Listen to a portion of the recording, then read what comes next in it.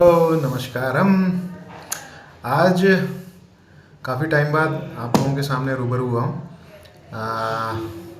Actually आज भी ना एक सिनेरियो बेस्ड बात मैं आप लोगों से डिस्कस करूँगा जो पता होना चाहिए, है ना। चूँकि मैं फील्ड से हूँ, थोड़ा सा ज़्यादा आपसे आइडिया है इस बारे में, तो एक अवेयरनेस है रिगार्डिंग खाली पेट रहना, जो ऑपरेशन से पहले यूजुअली कभी हम भगवान ना करे किसी के वहाँ ऐसा हुआ हो, बट अगर ऐसी सिचुएशन आई हो कि सर्जरी प्लान करनी पड़ी है कोई ऐसी बीमारी के लिए, तो यूजुअली बोला जाता है खाने से पहले आपको उस ऑपरेशन से पहले खाली पेट रहना है, जिसको हम लोग अपनी भाषा में NPO बोलते हैं, NBM बोलते हैं, नील बाई माउथ या नील पर ओरली।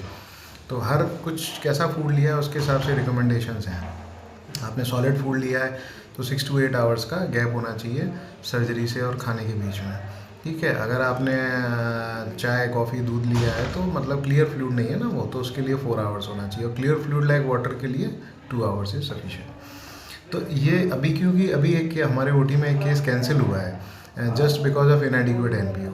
तो उसमें अटेंडर्स का क्या कहना है कि अरे साहब मरीज को बहुत भूख लग रही थी, रात भर से कुछ खाने को नहीं दिया, सुबह से कुछ खाने को नहीं दिया, पीने को नहीं दिया, उसने मांगा, हमने दे दिया, देने की वजह से केस कैंसिल हो गया। अब उनको में अवेयरनेस होनी चाहिए, जिससे यूजुअली क्या होता है कि एनेस्थीसिया देने के बाद ना हमारे जो नॉर्मल रिफ्लेक्सेस हैं, जो मैं अभी आपसे बात कर रहा हूँ, बैठा हूँ, हम यूजुअली कुछ खाते पीते हैं तो हमें जो कभी आपने देखा होगा बात करते में भी ठसका लगता है, तो ये एक प्रोटेक्टिव मैकेनिज्म होता है। यहाँ पे एपिग्लॉटिस नाम की एक चीज़ होती है जो हमारे सांस के रास्ते को बंद करके रखती है ना। बंद करना यानी सांस लेते हैं तब खुलता है बस, बाकी कुछ और भी चीज़ उसमें जाने की कोशिश करेगी, पानी या खाना, तो वो अपने आप क्लोज हो जाएगा, ठीक है। प्रोटेक्ट करता है वो उसको, सांस की नली में कुछ नहीं जाना चाहिए। आगे सांस की नली होती है, पीछे खाने की नली होती है, और जब अपना जो सॉलिड फूड होता है वो अपने स्टमक में से छोटी आंत तक पहुंचने में, छोटी आंत से बड़ी आंत में पहुंचने में, पचने में कम से कम 6 घंटे लगते हैं।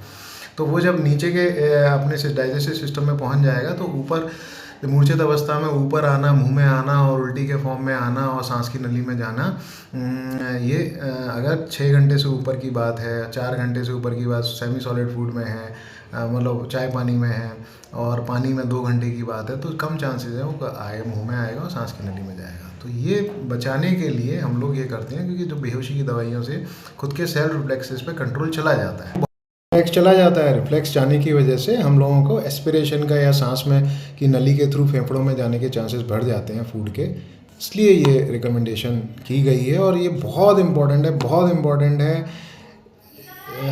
इसके लिए डॉक्टर से आर्ग्यूमेंट ना करें, इसको समझें, फॉलो करें। Thank you.